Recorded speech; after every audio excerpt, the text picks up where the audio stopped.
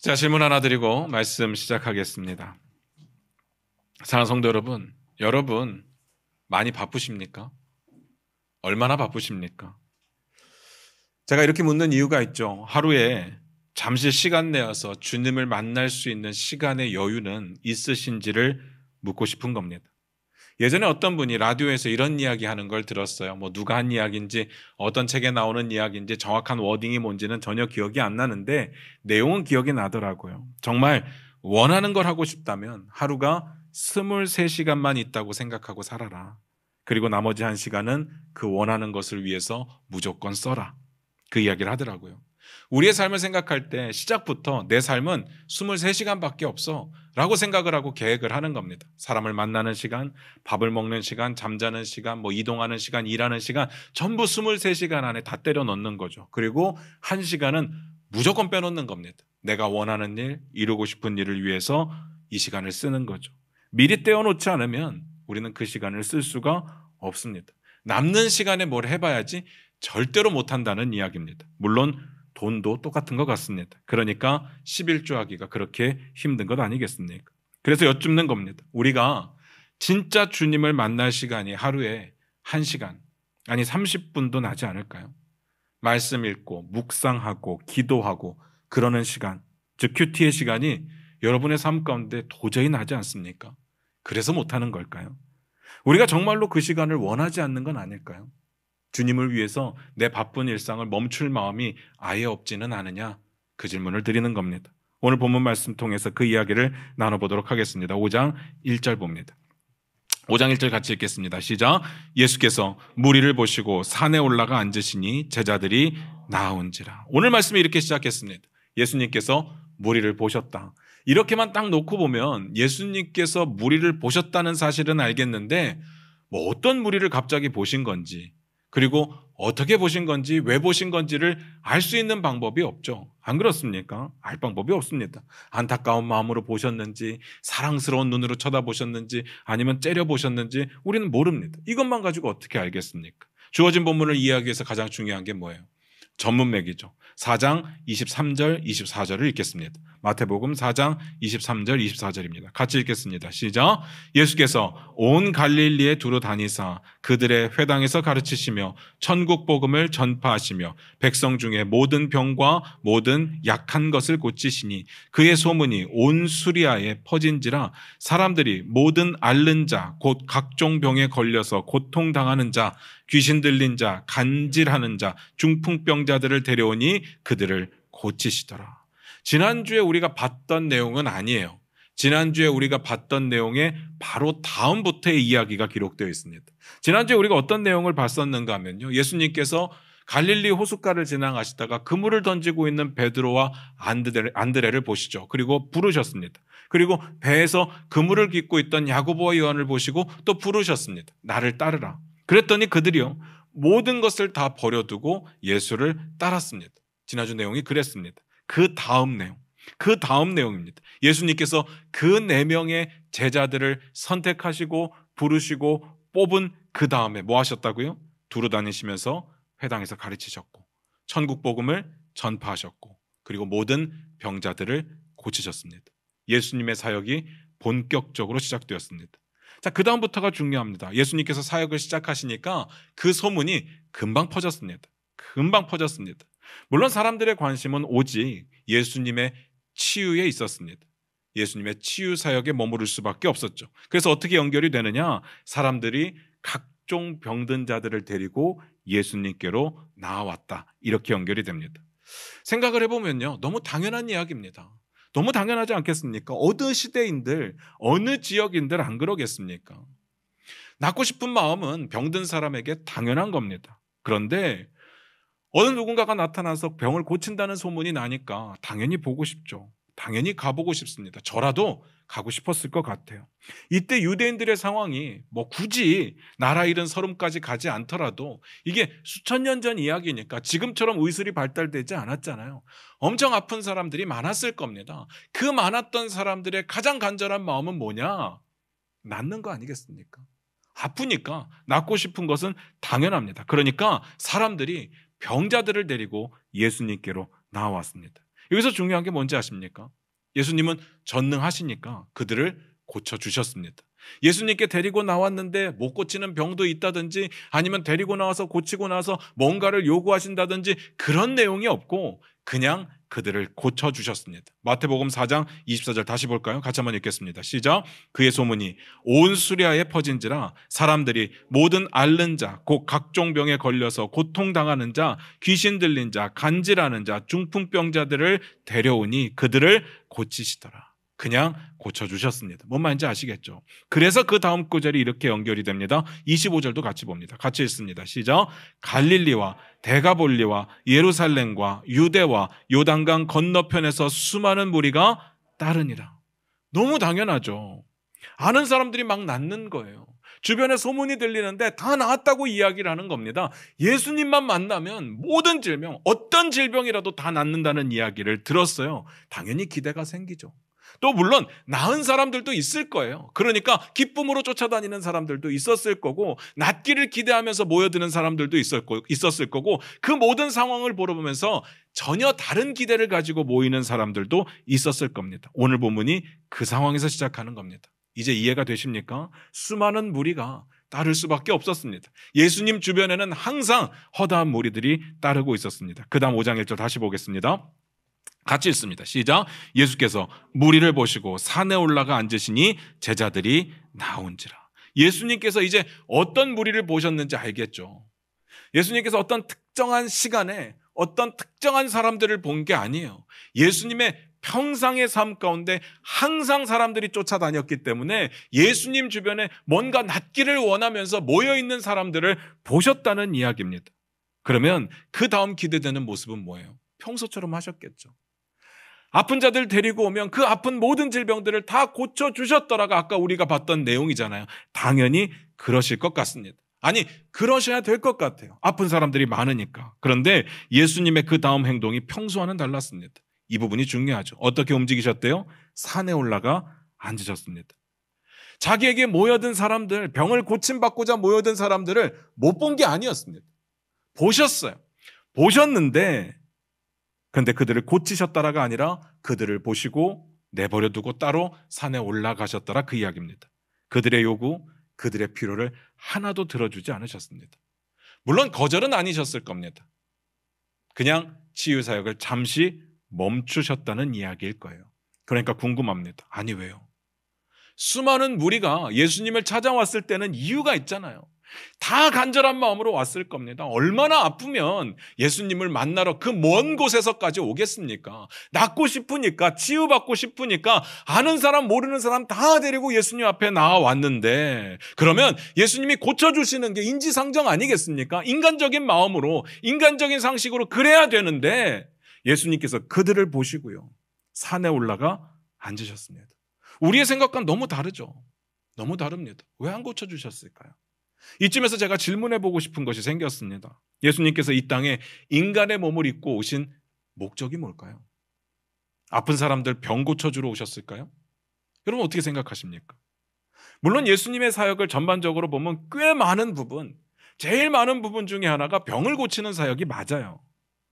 그런데 잘 보시면 그것만 하신 것은 아니죠. 앞에 내용도 보면 가르치기도 하셨고 천국 복음을 전파하시기도 하셨고 그리고 가장 결정적으로 우리를 대속해서 십자가에 죽으시잖아요. 그것만 하신 것은 아니었습니다. 다만 사람들의 관심은 낫는 것에 있었다는 거죠. 다시 말씀드리면 사람들이 가장 간절하게 원했던 것은 치유였다는 이야기입니다. 왜요? 아프니까. 아픈 사람이 많으니까요. 아프면 낫고 싶은 것이 당연합니다. 그러니까 이렇게 묻고 싶은 거예요. 예수님 사역의 가장 우선순위, 프라이어리티가 정말 치유 사역이었을까? 여러분 어떻게 생각하십니까? 사람들과 이야기하다 보니까 누가 그래요. 교회에 원하는 게 뭡니까? 그런 이야기를 하더라고요. 세상 사는 게 너무 힘드니까. 세상 속에서 너무 치여 살고 있고 너무 바쁘게 살다 보니까 지쳐 있으니까 교회에 오면 좀 위로를 받고 싶대요. 힐링을 원한다는 거예요. 그래서 교회는요 좀 그런 일들을 해줬으면 좋겠다는 말을 하더라고요. 이해는 되죠. 세상 사는 게 당연히 힘들어요. 어렵습니다. 누가 쉽다고 하겠습니까? 먹고 사는 문제서부터 사람들의 관계까지 쉬운 게 한 개도 없습니다. 그런데 교회가 정말 그것만 하려고 있는 걸까요? 교회의 존재의 이유가 사람들의 그 마음 상태의 치유를 위해서 존재하는 걸까? 여러분 어떻게 생각하십니까? 잘 들으시기 바랍니다. 사람들이 그걸 원하는 거지 예수님께서 치유만을 위해서 이 땅에 오신 것은 아니었다는 이야기를 드리는 겁니다. 예수님께서 병자들을 고치시는 경우를 보니까요, 크게 세 경우가 있더라고요. 첫 번째, 불쌍하니까. 그냥 불쌍하면 마음이 동하니까 고쳐주셨고요. 두 번째는 그들의 믿음을 보시고 고쳐주신 적도 있죠. 세 번째는 표적으로 고쳐주셨습니다. 침례요한이 사람들을 보내서 묻습니다. 당신이 진짜 그분 맞습니까? 그때 예수님께서 뭐라고 대답하셨습니까? 누가복음 7장 22절입니다. 제가 읽어드릴게요. 예수께서 대답하여 이르시되 너희가 가서 보고 들은 것을 요한에게 알리되 맹인이 보며 못 걷는 사람이 걸으며 나병 환자가 깨끗함을 받으며 귀 먹은 사람이 들으며 죽은 자가 살아나며 가난한 자에게 복음이 전파된다 하라. 잘 생각하셔야 됩니다. 예수님께서 이 사역을 위해서, 다시 말해서 치유 사역을 위해서 내가 이 땅에 왔어 라고 말씀하시는 내용이 아니에요. 내가 치유하는 그 사역을 보고 구약에 약속된 그 메시아가 맞다는 이야기를 하는 겁니다. 치유는요, 그런 역할이 중요했어요. 병 고치는 게 예수님의 이 땅에 오신 유일한 목적이 아니었습니다. 그러니까 치유보다 예수님께는 더 중요한 일이 있었습니다. 이해가 되십니까? 만약에 불쌍하니까, 만약에 마음이 아프니까 예수님께 나아오는 모든 아픈 자들을 무조건 다 고쳐주셔야 된다. 그게 사람 사는 당연한 일 아니겠느냐라고 말하신다면 끝이 있었을까요? 잘 생각해 보시기 바랍니다. 한두 명 고쳐나가면 세상에 아픈 자들이 이제 없어지나요? 그럴 수가 없는 거죠. 언제 끝이 나겠습니까? 상식적으로 아파 죽겠는 사람부터 고치는 게 긴박한 거 맞아요. 그런데 주님이 멈추셨을 때는 이유가 있다는 겁니다. 더 중요한 일이 있었다는 이야기를 드리는 거예요. 주님은요, 사람들의 의사가 되려고 오신 게 아닙니다. 무슨 말인지 아시겠습니까? 치유를 멈추고 해야 할 일이 분명히 있으셨습니다. 그게 뭘까? 계속해서 보겠습니다. 그 다음에 어떤 일이 벌어집니까? 5장 1절 다시 봅니다. 같이 읽겠습니다. 시작. 예수께서 무리를 보시고 산에 올라가 앉으시니 제자들이 나온지라. 산에 올라가 앉으셨고 제자들이 나왔답니다. 이때 당시 유대 문화가 그랬대요. 스승이 어딘가에 이렇게 자리를 잡고 딱 앉으면 제자들이 스승 주변으로 해서 이렇게 둥글게 자리를 잡고 앉아서 기다리는 게 일반적인 자세와 태도였다고 하더라고요. 그 다음에 뭐 하겠어요? 스승은 가르치겠죠. 5장 2절 봅니다. 같이 읽겠습니다. 시작. 입을 열어 가르쳐 이르시되. 당연하죠. 가르치셨습니다. 그러면 몰려오는 병자들을 내버려 두고 제자들을 가르치는 일이 진짜 더 중요한 일이에요? 그렇다는 이야기입니다. 오해하지 마시기 바라요. 병자들을 무시했다는 이야기가 아니에요. 병자들을 포기했다는 이야기가 아닙니다. 병자들을 외면했다는 이야기가 아니에요. 지금까지 고쳐주셨는데 뭘 외면합니까? 뭘 포기합니까? 잠깐 멈췄다는 이야기를 드리는 거예요. 여러분, 그렇게 말씀드리면 또 사람들을 고치는 게 더 중요하지, 죽어가는 사람이 있는데 그 사람 고쳐야지, 그러면서 예수님을 향해서 야속하다고 말씀하시는 분들 계실 거예요. 아니요, 지금까지 고쳐주셨다고요. 잠깐 더 중요한 일이 있어서 멈출 수밖에 없던 상황이 있었다는 것을 말씀드리는 거예요. 여러분, 잘 생각하셔야 됩니다. 질병은요, 죄 때문에 시작된 거예요. 이거 오해하면 안 됩니다. 내가 지금 아픈 게 내가 죄를 지어서 아프다는 이야기가 아니에요. 인간이 타락할 때 그때 받은 벌이 뭡니까? 죽을 수밖에 없는 존재가 된 거예요. 죽을 수밖에 없는 존재라고 하는 것은 우리의 육신이 결국은 병들어간다는 이야기입니다. 우리가 가지고 있는 육체의 각 부분들이 망가져간다는 이야기예요. 그래서 죽는 겁니다. 모든 질병, 모든 아픔은 다 죄에서부터 시작됐습니다. 그런데 왜 주님께 그 책임을 묻습니까? 안 고쳐주신다고 주님을 원망할 수는 없는 것 아니겠습니까? 주님은요, 이 땅에 왜 오셨을까요? 정말 병 고치러 오셨을까요? 아픈 자들 불쌍하니까? 우리 주님은요, 이 땅에 구원하러 오신 겁니다. 우리의 죄를 대속해서 대신 죽으시고 이 땅 가운데 하나님 나라를 시작하러 오셨습니다. 그걸 위해서 제자들을 세우는 일이 너무나도 중요했습니다. 여기서 좀 정리를 해봤으면 하는 내용은요, 여기서 말하는 제자가 누구냐는 거예요. 잘 보시면 무리가 있는 것을 보시고 산에 올라가셨잖아요. 그러면 제자들은 무리는 아니라는 이야기예요. 무리가 있는 것을 보시고 산에 올라가서 제자들과만 시간을 가졌잖아요. 그러면 무리로부터 벗어나서 제자들과만의 시간을 가졌다는 이야기거든요. 다시 말해서 제자들과 무리는 구별된다는 이야기입니다. 좀 더 설명을 드리면 예수님 주변에 보면 항상 허다한 무리들이 쫓아다녔다고 했잖아요. 이 허다한 무리는 크게 보면 세 그룹으로 나뉠 수 있어요. 첫 번째는 우리들이 알고 있는 예수님의 제자들 그룹이 있죠. 예수님의 제자가 몇 명이에요? 이 어려운 질문인가요? 몇 명이에요? 12명이요. 근데 마태복음에 보면 12명이 9장에나 가서야 형성이 되거든요. 지금은요, 몇 명이에요? 4명밖에는 우리가 모르죠. 그 사람들이 있었습니다. 두 번째, 지지자 그룹이 있었어요. 예수님의 가르침을 듣고 혹은 예수님의 그 기적 사역을 보면서 믿게 된 사람들이 있어요. 따르게 된 사람들이 있어요. 드러내놓고는 못 믿어도 그냥 마음속으로 믿는 사람들, 지지하는 사람들이 있었어요. 지금은 시작 단계니까 몇 명 없었을지 모르겠지만 뒤로 가면 갈수록 든든한 지지층이 생기는 것을 알 수 있죠. 그리고 세 번째는요, 그냥 허다한 무리들이 있었습니다. 예수님의 이야기를 듣고 호기심에 찾아온 사람들이 있었어요. 이들 가운데 오늘 주님 앞에 나와서 가르침을 받았던 제자들이 어느 선까지인지는 모르겠지만 확실한 것 하나는 세 번째는 아니에요. 허다한 무리는 아니었습니다. 오히려 그 허다한 무리들에게서 제자들을 구별해 내셨다는 이야기죠. 그리고 그들만 가르치셨습니다. 왜 그랬을까요? 중요하니까요. 예수님께서 제자들을 가르치기 위해서 너무 긴박해 보이는 그 치유 사역을 잠시 멈추셔야 했습니다. 그만큼 중요했습니다. 이 시간이 너무 필요했다는 이야기입니다.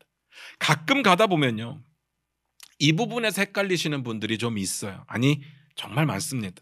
교회 일은 정말 많이 하는데, 좋은 일들, 예수님을 위한 일들은 정말 많이 하는데 예수님의 제자가 되는 일에는 관심이 없는 분들이 꽤 많이 있다는 이야기입니다.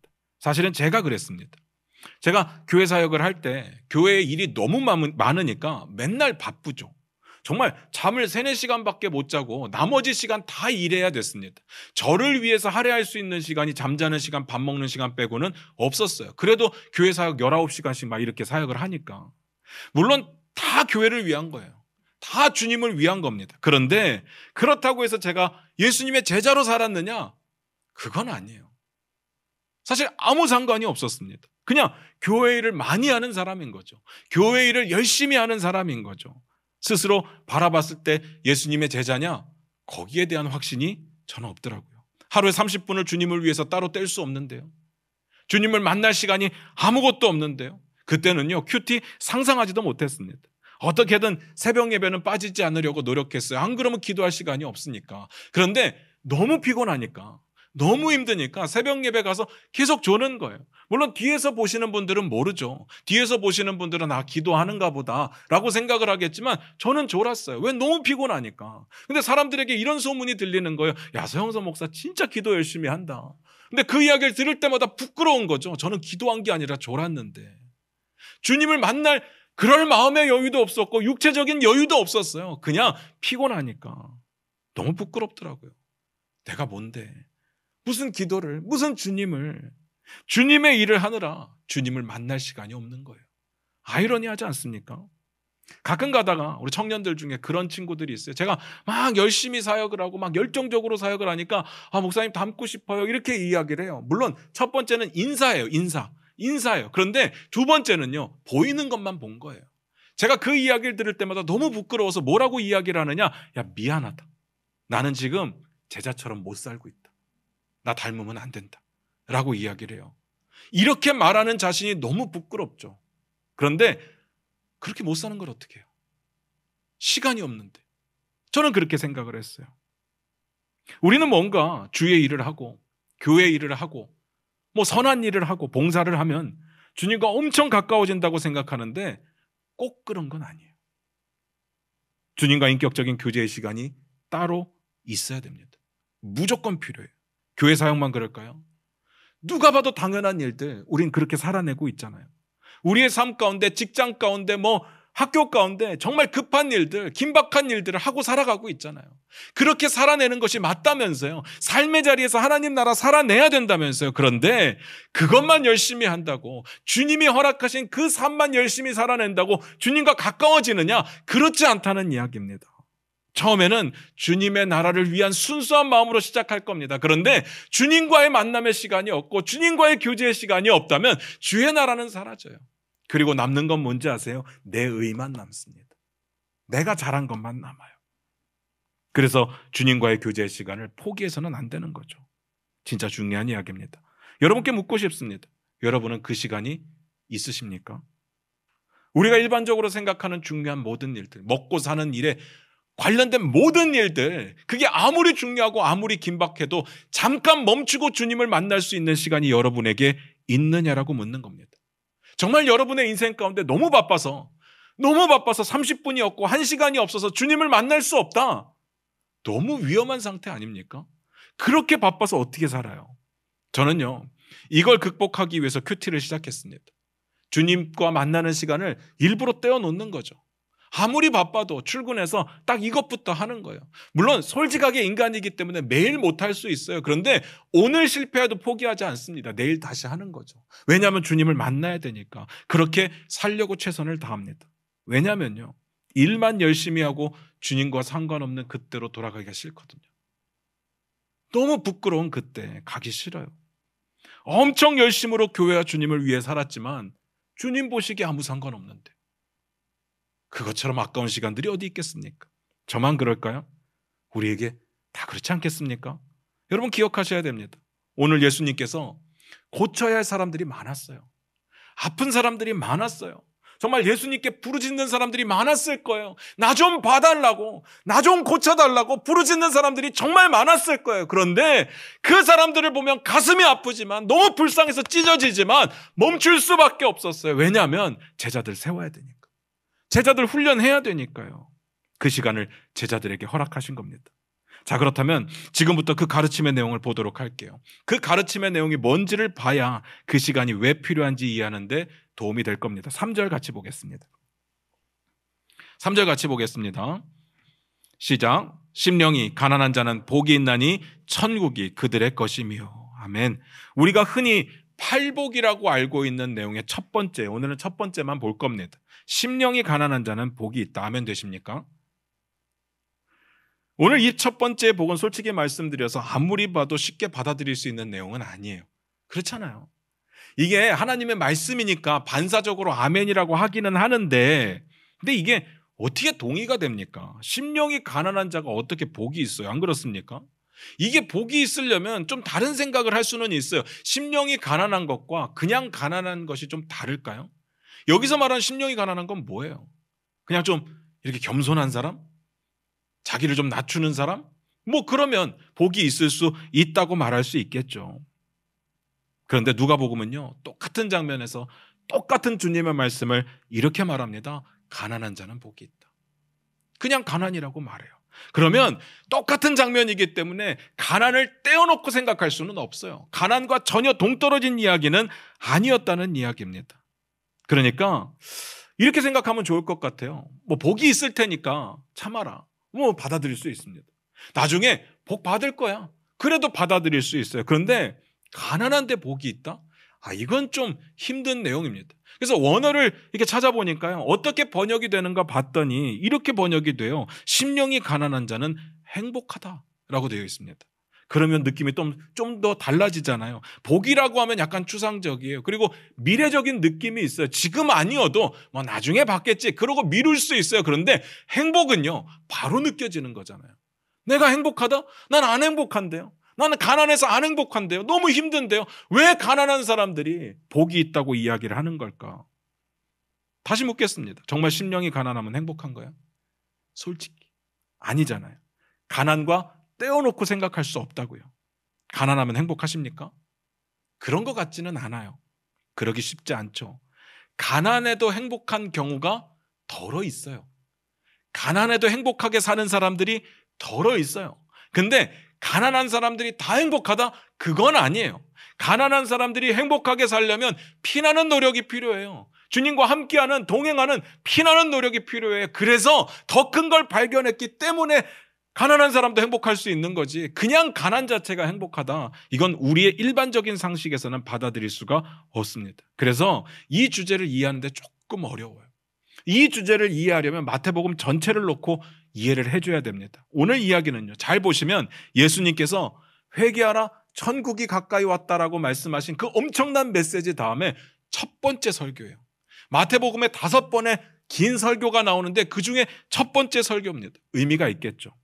그래서 이 설교는요, 천국의 왕으로서 예수님께서 내가 어떻게 통치할지, 내 백성들은 어떻게 살아야 되는지 그걸 선포하는 왕의 기조연설 같은 거라고 보시면 됩니다.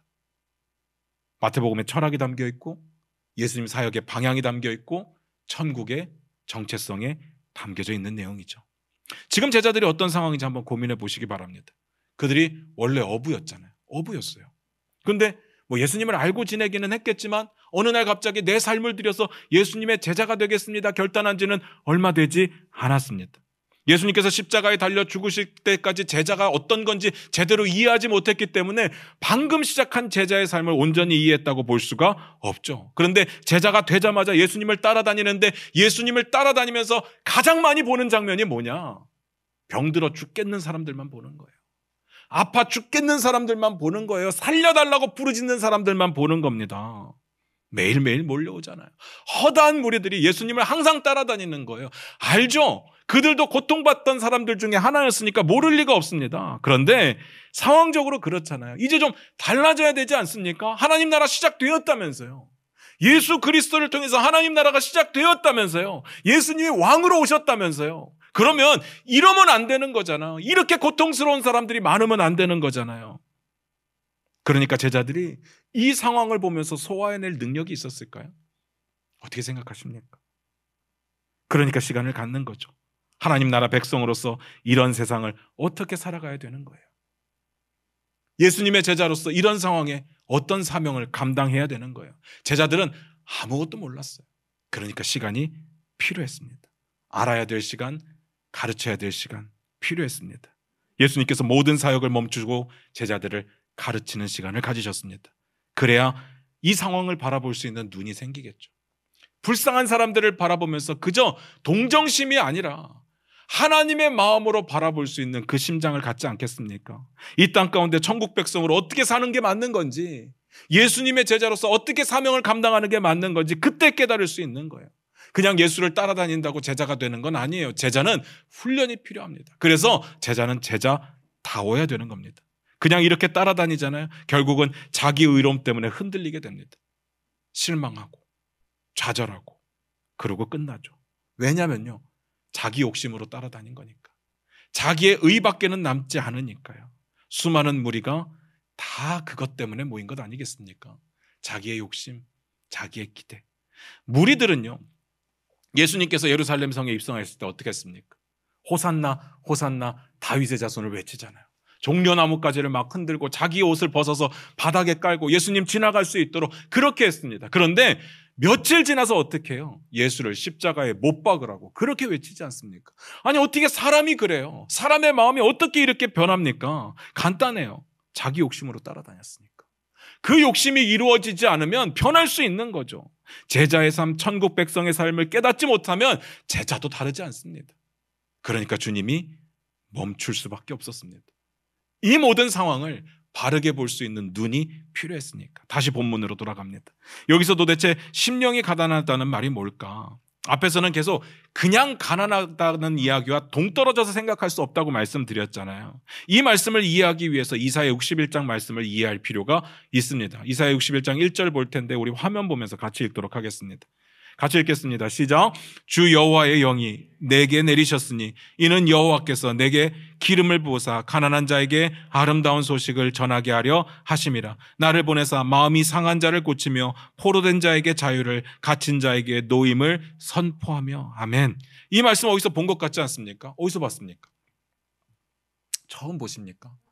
누가복음에 보면 예수님께서 회당에서 처음 가르치실 때 이 성경을 찾아서 읽었다고 되어 있습니다. 그러니까 예수님의 가르침, 예수님의 사역의 시작은 이사야의 이 예언과 떨어질 수가 없어요. 여기 보니까요, 가난이 나와요. 근데 잘 보시면 심령이 가난한 게 아니라 그냥 가난이라고 나와요. 그러면 예수님께서 가난이라고 하셨겠죠. 그러니까 누가복음에 누가가 가난이라고 옮겼겠죠. 그럼 마태가 그냥 가난을 심령이 가난한 자라고 바꿔서 말했다면 이유가 있지 않을까요? 왜 그랬을까요? 마태가 틀린 건 아니에요. 어차피 성령의 감동으로 된 거기 때문에 자신의 해석이 들어갔습니다. 왜 그랬을까요?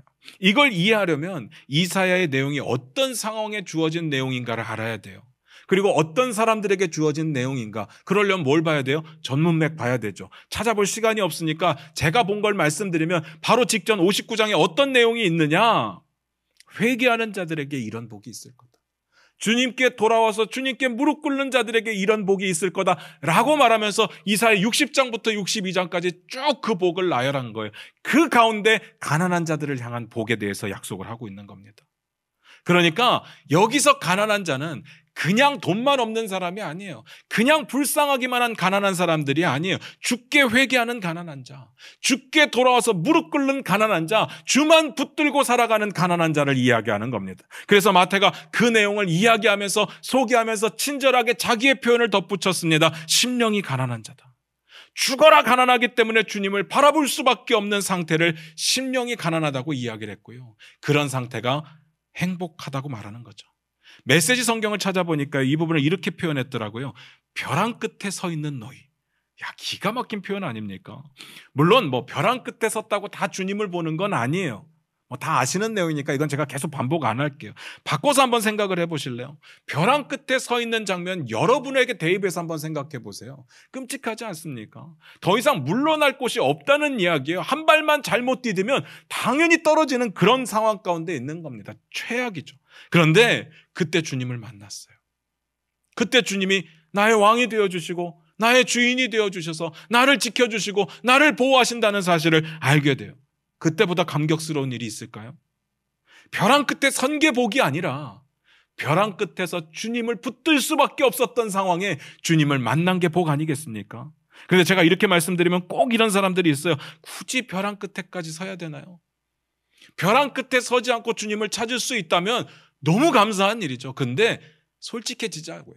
아시잖아요. 우리는 벼랑 끝에 몰리지 않으면 주님을 찾지 않아요. 그러니까 고난이 복이 되는 경우가 있는 거예요. 고난 자체가 복은 아닌데 고난 때문에 주님을 찾게 되니까 그걸 복이라고 말하는 거죠. 야곱이 하나님의 약속 때문에 가나안으로 돌아가야 했습니다. 어쩔 수 없었어요. 하나님의 약속이 거기에 있었으니까. 그런데 가나안에 돌아가려고 하니까 자기가 과거에 했던 일들이 있잖아요. 형 에서를 속여 먹였어요. 형이 너무 화가 나가지고 죽이겠다고 벼르고 있어요. 마음 편하게 갈 수가 없죠. 형 에서가 죽이려고 기다리고 있는데 자기 힘으로 이걸 해결할 방법이 없습니다. 그래서 야곱이 어떻게 합니까? 끝까지 가죠. 그래서 마지막까지 가서 어떻게 하느냐? 야복강을 건너서 자기의 모든 가족들을 건너게 하고 자기의 모든 재산들을 건너게 한 다음에 다시 야복강을 건너와요. 그리고 혼자 주님을 찾습니다. 혼자 기도하죠. 그때 주님을 만나요. 하나님을 만납니다. 그때 어떻게 합니까? 나를 도와주지 않으면, 내게 복을 주지 않으면 이 손 안 놓겠습니다. 이거 잡은 거 안 놓겠습니다. 그러잖아요. 그 상황을 말하는 거예요. 그때 복을 받습니다. 그런 자가 천국의 주인이 되는 거죠. 이건요, 욕심을 갖고 만들어내는 소원하고는 다른 거예요. 주님밖에는 의지할 자가 없다는 이야기고 주님께만 맡긴다는 이야기입니다. 철저하게 주님을 의지한다는 이야기예요. 지난번에도 말씀드렸는데 하나님의 왕권과 주권 아래 있다는 이야기가 우리가 뭘 해야 되고 뭘 하지 말아야 되는 의무만 있는 것이 아니에요. 이건 특권이에요. 잘 생각해 보세요. 우리의 왕이 하나님이세요. 우리의 주인이 하나님이세요. 누가 건드려요? 누가 건들겠습니까? 만약 모르고 건들 수 있죠. 우리가 좀 약해졌을 때 건들 수 있죠. 그런데 하나님 가만 계시겠습니까? 이건 특권인 거예요. 내 왕이시니까. 내 주인 되시니까. 무슨 말인지 아시겠습니까? 결론입니다. 천국은 누구의 것이에요? 심령이 가난한 자의 것이래요. 그냥 가난이 아니라 심령이 가난한 거예요. 주님밖에 없는 자, 주님만 의지할 수밖에 없는 자, 주님만이 내 모든 것이 되시는 자, 주님이 내 왕이 되시고 주인 되는 자, 그 가난. 더 이야기 쉽게 말씀드릴까요?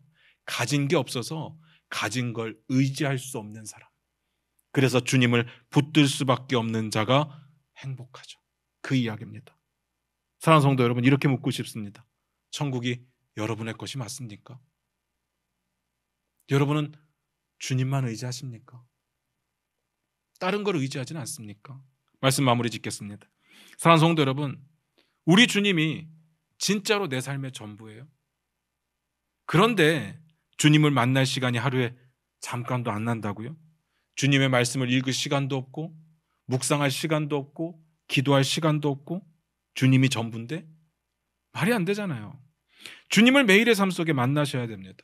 모든 바쁘고 중요한 일들을 다 멈추고 주님을 만나는 시간을 가장 우선에 두어야 됩니다. 주님이 전부라면서요.